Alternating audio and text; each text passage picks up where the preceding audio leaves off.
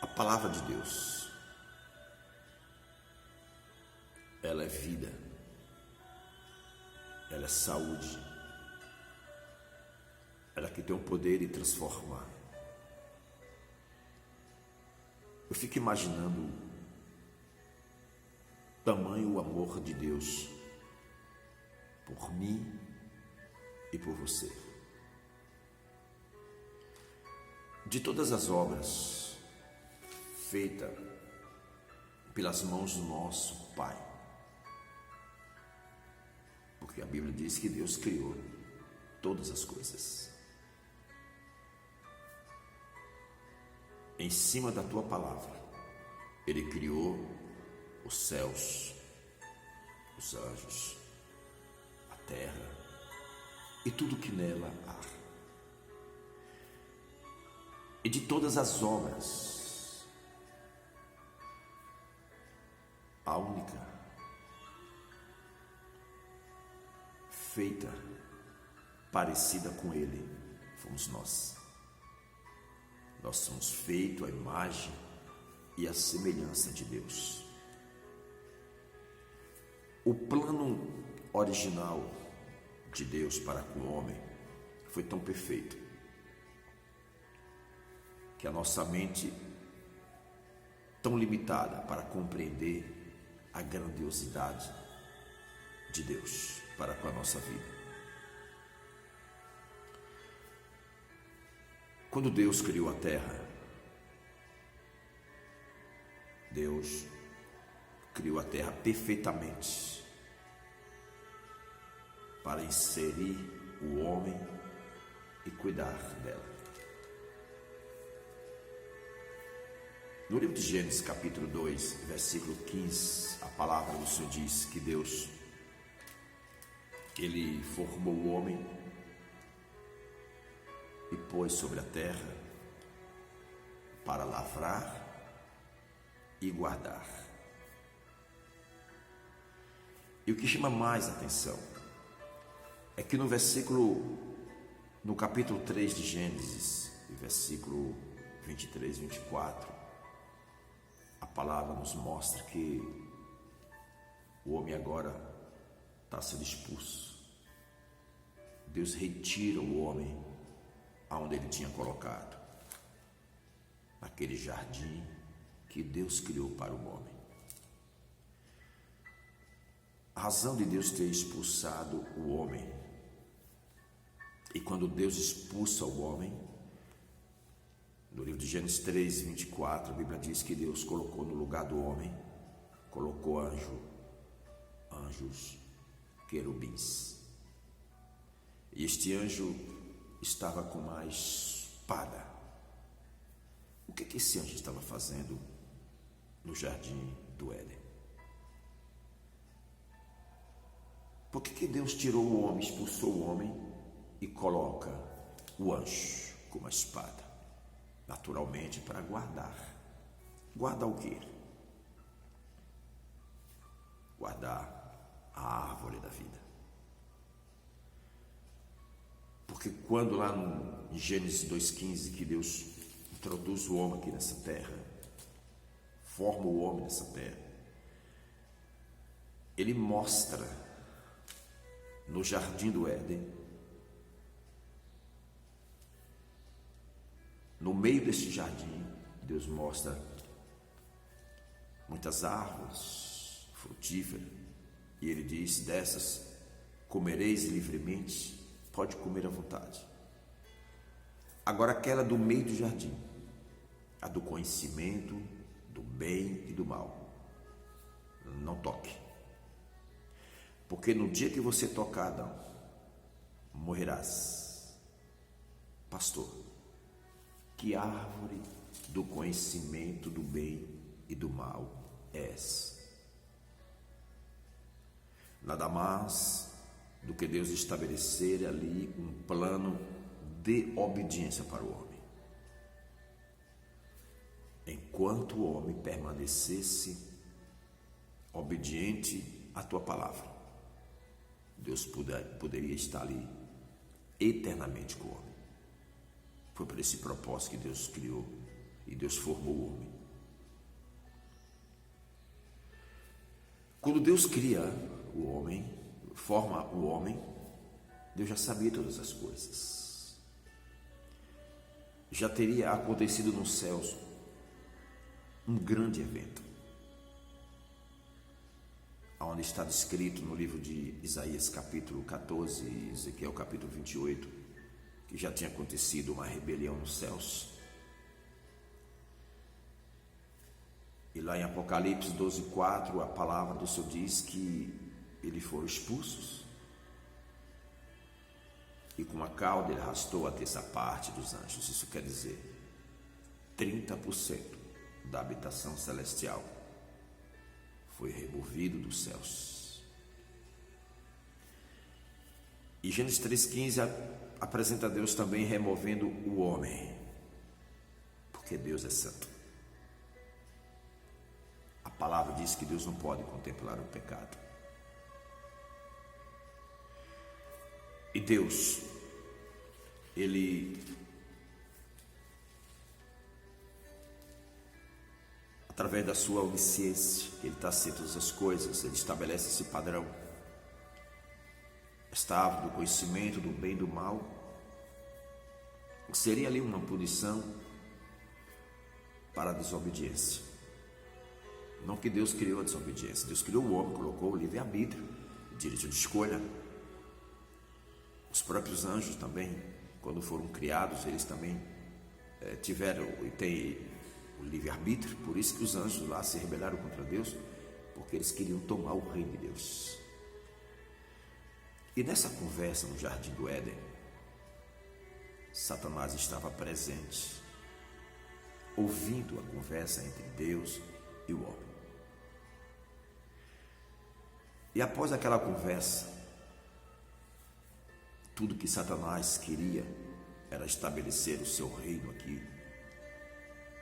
na terra, porque o diabo estava como intruso. Ele queria penetrar a terra, ao globo terrestre, de qualquer forma, ele queria dominar. Mas ele sabia que não haveria a menor possibilidade, porque ele precisaria de um corpo para poder se materializar, por ele ser um ser espiritual e o mundo ser físico. E eles não poderiam, de maneira hipótese alguma, adentrar a vida de Adão e de Eva. Por quê, pastor? Porque a vida de Eva e a vida de Adão havia a presença, havia o reino dos céus implantado dentro deles. A palavra diz que ele usa o corpo de uma serpente. Até aí os animais eram animais perfeitos, animais que não havia ódio, não havia raiva, não havia violência, não havia um animal selvagem, todos eram dóceis, porque até aí não havia ódio, não havia maldade alguma. A serpente, um animal, imagino, muito bonito, e foi exatamente onde Satanás se utilizou de um corpo. Ele precisaria de um corpo, ele precisaria de um veículo para transportar ele ao mundo físico. E a primeira ação de Satanás foi falar com a mulher e dizendo exatamente o que Deus falou para ela.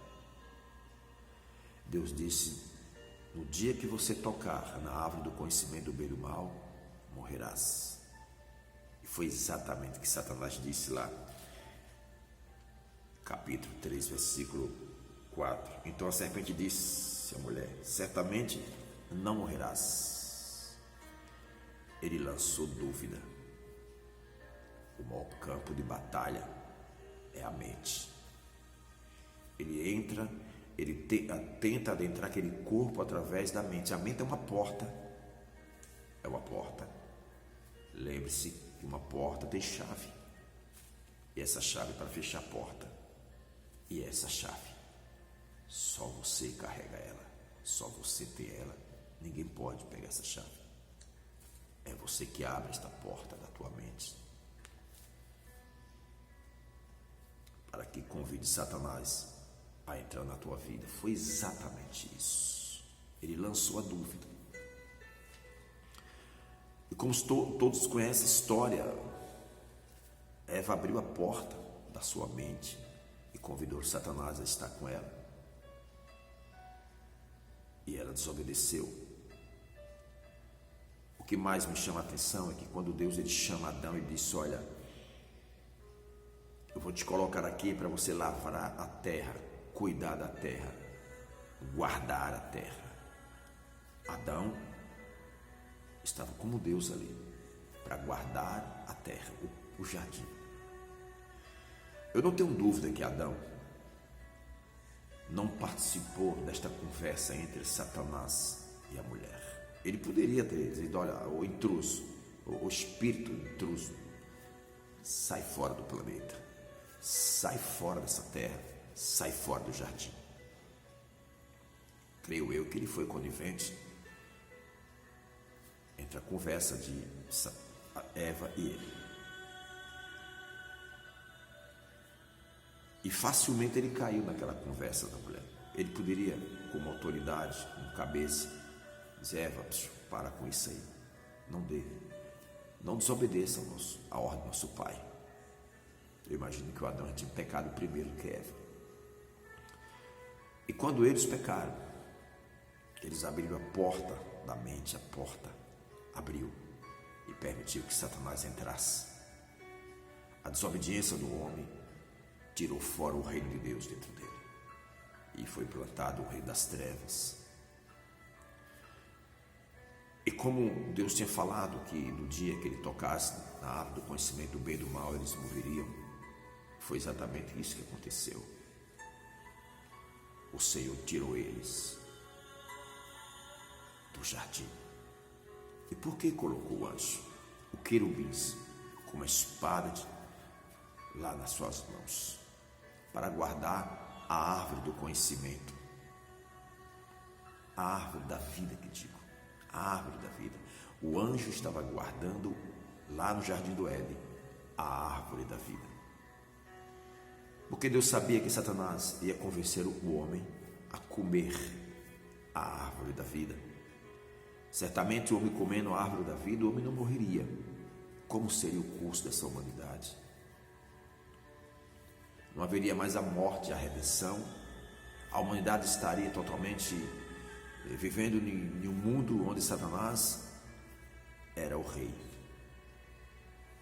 era o Senhor dessa terra, o Senhor desses homens. Como seria a humanidade? Por isso que Deus colocou o anjo lá para guardar o jardim, guardar a árvore da vida. O que mais me preocupa, o que mais eu fico estarrecido, é que todos nós somos um ser espiritual.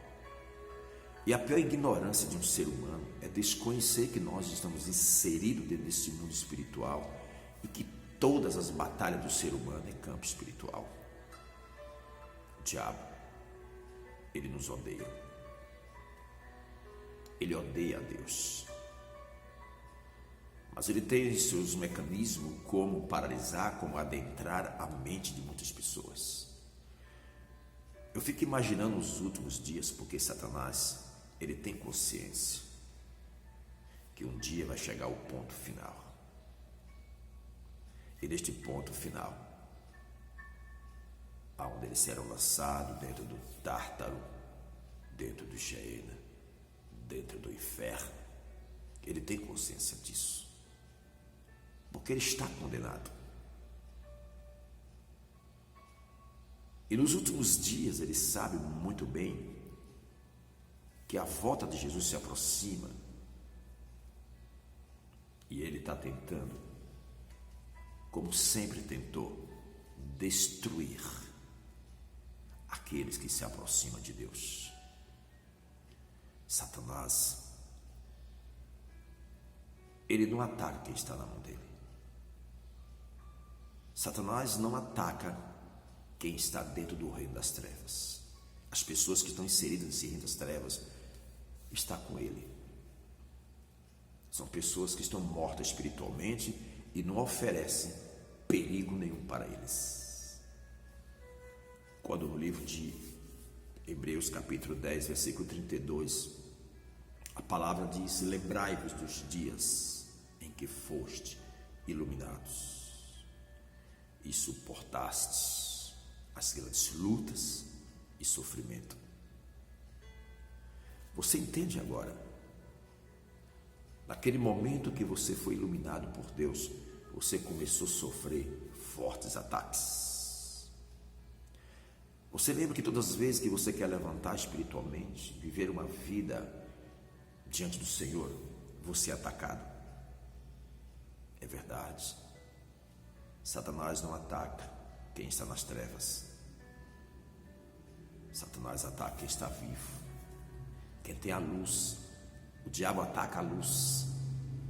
Ele odeia a luz. Por isso que você está sendo atacado, porque você tem a luz de Deus. Quando a Bíblia diz: no mundo tereis aflição, eu venci, porque o Senhor, Ele venceu para nos fazer um vencedor. Você compreende agora por que sofre muitos ataques? Porque ninguém atira pedra em uma árvore que não dá fruto. A vida do cristianismo, quando você perceber que as coisas aparentemente estão tudo bem, não há perseguição, você não sofre ataque, injustiça, tem alguma coisa que está errada. O diabo não ataca quem está nas trevas. O diabo ataca quem está na luz. Quanto mais você cresce espiritualmente, quanto mais você renuncia à sua vida, quanto mais você vive na presença do Santo Deus, mais você é atacado. Não esqueça, o maior campo de batalha está na mente. Ou nós mudamos a forma de pensar, ou a nossa vida não vai mudar. Nós somos o que o nosso coração é. Guarda esta palavra no coração. Enquanto você respirar esse oxigênio aqui nessa terra, enquanto você estiver aqui buscando intensamente a presença de Deus, os ataques e as estratégias de Satanás vai mudando conforme você vai crescendo espiritualmente. Bem-aventurado todos aqueles que sofrem perseguição por causa do meu nome. Os humilhados serão exaltados. A palavra diz: humilhados debaixo da potente mão do Senhor, que no devido tempo Ele te exaltará. O tempo de Deus, Ele há de te exaltar. Tenha paciência, confia no Senhor. O Espírito Santo, Ele te dá um refrigério na sua alma. Cresça espiritualmente e não se preocupe com os ataques, porque a palavra diz, Isaías 54:17, toda arma preparada contra ti não prosperarás. Que Deus abençoe. Guarde no teu coração esta palavra, em nome de Jesus.